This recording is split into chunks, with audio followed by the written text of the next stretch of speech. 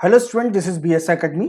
Students students के बहुत सारे क्वेश्चन होते हैं, जैसे what is NTA UGC NET, what is UGC NET eligibility, who are eligible for the UGC NET exam, UGC NET exam date क्या है, is NET and JRF are the same, what is the age limit for the UGC NET, how many times UGC NET exams are held in a year.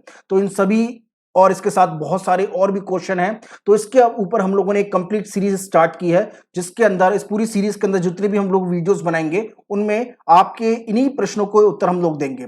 तो अगर अभी तक आपने BSI academy channel को subscribe नहीं किया है तो subscribe the BSI academy channel, और इन सभी क्वेश्चंस के आंसर के लिए इस वीडियो को एंड तक देखिएगा। And don't forget to subscribe the channel and please like the video if you think that ये आपके लिए बहुत अच्छा है, तो इसको जरूर लाइक करना मत भूलिएगा। तो चलिए इन सभी क्वेश्चंस के जवाब को मैं आपके सामने रखता हूं।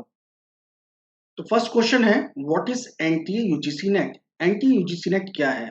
अब ये net NTA national testing agency, UGC university grants commission, और नेट नेशनल एलिजिबिलिटी टेस्ट। अब ये जो एग्जाम होता है एनटीए यूजीसी नेट, ये दो लेवल पर होता है, यानी एग्जाम तो एक ही होता है, पर ये दो कैंडिडेट्स जो होते हैं, दो तरह के कैंडिडेट्स जो हैं इस एनटीए यूजीसी नेट के एग्जाम को फिल करते हैं। एक तो है असिस्टेंट प्रोफेसर और दूसरा है जूनियर रिसर्च फेलोशिप।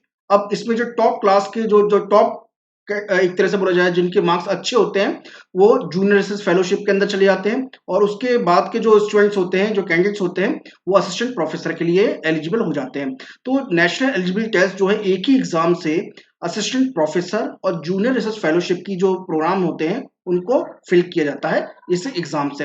अब इसमें भी बात क्या होती है कि जो जूनियर रिसर्च फेलोशिप जो होती है, यानी जो JRF होता है, जिसको हम लोग शॉर्ट में JRF कहते हैं, ये वो कैंडिडेट्स होते हैं जो हमारे जो यूनिवर्सिटीज के अंदर, कॉलेज के अंदर जो PhD जो करना चाहते हैं, ये उन स्टूडेंट्स के लिए होती है। और इसका अपना खुद का एज का कुछ क्राइटेरिया, जिसको मैं अभी थोड़ी देर में बताऊंगा आपको।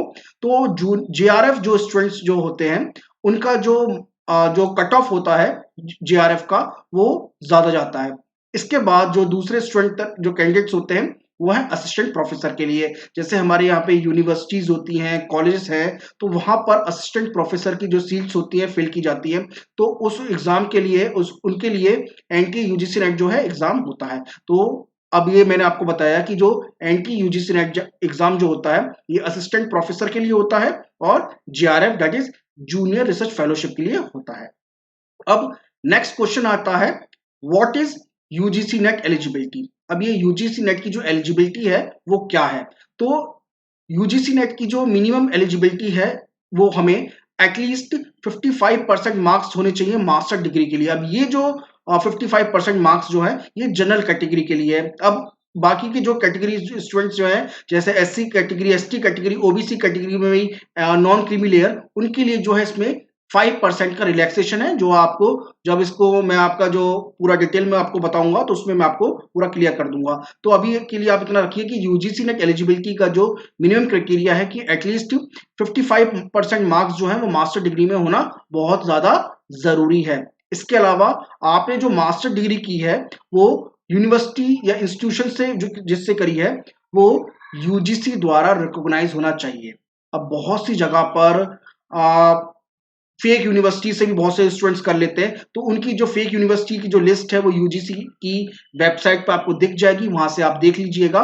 तो यूजीसी नेट एलिजिबिलिटी जो है, उसमें जो मिनिमम 55% मार्क्स जो हैं वो मास्टर डिग्री में होनी चाहिए। अभी मास्टर डिग्री क्या है? आपकी MA, MTech, MSc, MCom हो सकती है, और यहाँ पे आपको किसी भी यूनिवर्सिटी और इंस्टीट्यूशन से किए हो सकता है आपका, बस उसको केवल यूजीसी के द्वारा आपकी मान्यता प्राप्त होनी चाहिए। अब इसके ऊपर भी बहुत सारे क्वेश्चंस आते हैं कि भाई डिस्टेंस जो एजुकेशन लेते हैं, यानी जो इग्नू का जो डिग्री होती है, वो क्या वो वैलिड है या नहीं, उसको मैं आपको अगले वीडियो में बताऊंगा।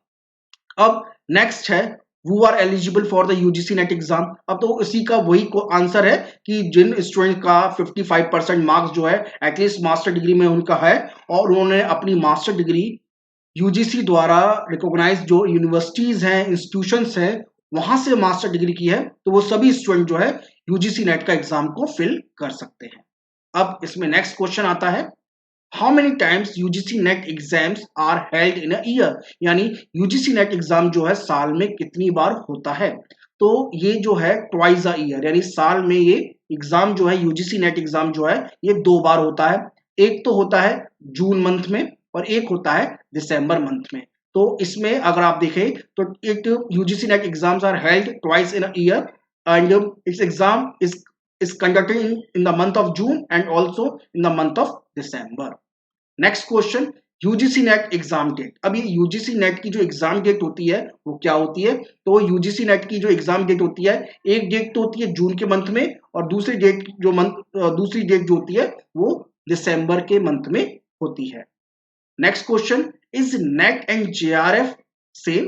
क्या ये नेट और जेआरएफ जो होता है वो सेम है? तो अब देखिए इसके अंदर मैंने भी आपको क्वेश्चन बताया था कि ये जो नेट और जेआरएफ का जो एग्जाम होता है, यानी जो भी हमारा जो ये एनटीए जो एग्जाम कराता है नेट का, ये नेशनल एलिजिबल टेस्ट जो है, ये हम जो कह सकते हैं कि एग्जाम तो एक ही होता है नेट का, ठीक है। अब उससे हम लोग असिस्टेंट प्रोफेसर के लिए फिल करते हैं और जूनियर रिसर्च फेलो के लिए भी हम लोग इसको फिल करते हैं उसी एग्जाम से। अब इसमें भी क्या है, थोड़ा सा डिफरेंस है कि जो जेआरएफ की जो कट ऑफ जाती है वो ज्यादा जाती है एज कंपेयर टू हमारी जो असिस्टेंट प्रोफेसर की होती है। तो इसमें जो नेट का जो एग्जाम होता है, ये जो नेट का एग्जाम जिससे आप नेट बोलते हैं, तो नेट जो है एक्चुअली में असिस्टेंट प्रोफेसर के लिए बोल सकते हैं या फिर लेक्चरशिप के लिए कह सकते हैं। दूसरा है जेआरएफ। अब ये जेआरएफ जो होता है हमारा जूनियर रिसर्च फेलोशिप के लिए होता है। जो स्टूडेंट ऐसे भी होते हैं जो हमारी यूनिवर्सिटीज के अंदर जो पीएचडी की जो सीट्स निकलती हैं उनके अंदर बहुत सारी यूनिवर्सिटीज में अप्लाई करना चाहते हैं, वो जेआरएफ के द्वारा उन सीट्सों को अप्लाई करते हैं। तो ये आपको क्लियर हो गया होगा कि जो नेट और जेआरएफ का जो एग्जाम होता है वो एक ही एग्जाम होता है और एक ही एग्जाम से हम 2 जगह पर असिस्टेंट प्रोफेसर के लिए और दूसरा जूनियर रिसर्च फेलोशिप के लिए हम लोग अप्लाई करते हैं। तो इसमें भी मैं आपको बताऊंगा कि जब हम लोग जो एप्लीकेशन फॉर्म भरते हैं यूजीसी नेट का, तो उसी एप्लीकेशन फॉर्म को फिल करते समय हमें टिक करना पड़ता है कि हम लोग किसके लिए अप्लाई कर रहे हैं। या तो आप जूनियर रिसर्च फेलो और असिस्टेंट प्रोफेसर दोनों के लिए अप्लाई कर सकते हो या फिर असिस्टेंट प्रोफेसर के लिए अकेला आपको अप्लाई करना पड़ेगा, ठीक। नेक्स्ट क्वेश्चन है, what is the age limit for the UGC net? Age limit क्या है यूजीसी नेट एग्जाम की? अब एक लिमिट जो है वो 2 लेवल पर है। एक तो जेआरएफ लेवल पर होती है जेआरएफ, और दूसरा जो होती है असिस्टेंट प्रोफेसर लेवल पर होती है। तो जेआरएफ की जो एज लिमिट है वो हमारी है 30 इयर्स, यानी पहले 28 इयर्स थी बट अब ये 30 इयर्स हो गई है मैन के लिए। ओके, इसमें भी कुछ कैटेगरीज के लिए रिलैक्सेशन है। तो ओबीसी में non creamy layer, SC ST और जो पीडब्ल्यूडी है और जो ट्रांसजेंडर वुमेन के लिए है, इसकी जो जेआरएफ की जो मिनिमम एज है वो 35 इयर्स है। तो ध्यान रखिएगा कि जेआरएफ की जो मिनिमम एज है वो 30 ईयर है। 35 इयर्स जो है ओबीसी एनसीएल में, NC SC ST PWD transgender और वुमेन के लिए जो मिनिमम एज का जो क्राइटेरिया है वो 35 इयर्स का है। इसके बाद हम आते हैं असिस्टेंट प्रोफेसर के लिए।